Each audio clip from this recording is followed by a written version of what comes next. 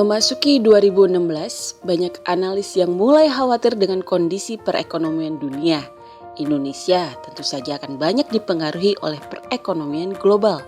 Bagaimana Moody melihat pertumbuhan ekonomi Indonesia dan risikonya terhadap pendapatan negara? Berikut ini ulasan Christian de Guzman, senior analis dari Moody's Investor Service.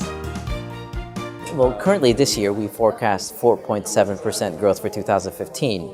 In 2016, we're seeing much of the same. We have 4.7% as our published forecast.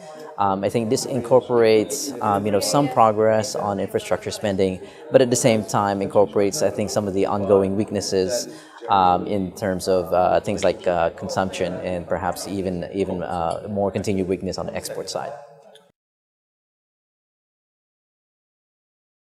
The Indonesian government debt ratios are actually amongst the lowest in the region and amongst the lowest in the G20 countries. Amongst G20 countries, only Australia is lower. And we have seen that the general government debt ratios for Indonesia as being actually fairly stable, despite the creeping up of the fiscal deficit in the past year or so. Well, I think they're trying. So the Indonesian government, I think, has put some focus in terms of improving tax revenue through compliance and administration. I think there is an initiative to, in terms of like tax amnesty, so that they can get more lost revenue that they hadn't collected before. But I think it remains to be seen whether that can meaningfully improve the revenue take, so that they can accommodate, their ambitious spending plans.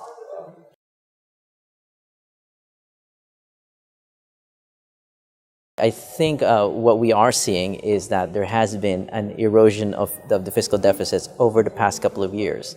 Now, while the deficit has not reached the deficit ceiling of 3% of GDP, I think we are aware that because of the revenue pressure, amongst other things, we are seeing deficit levels that we haven't seen since the early 2000s. So the highest deficits in quite a few years. We've had a Baa3 rating on Indonesia, which is the lowest rung of investment grade since 2012, and we have maintained it at that level, over the past 3 years.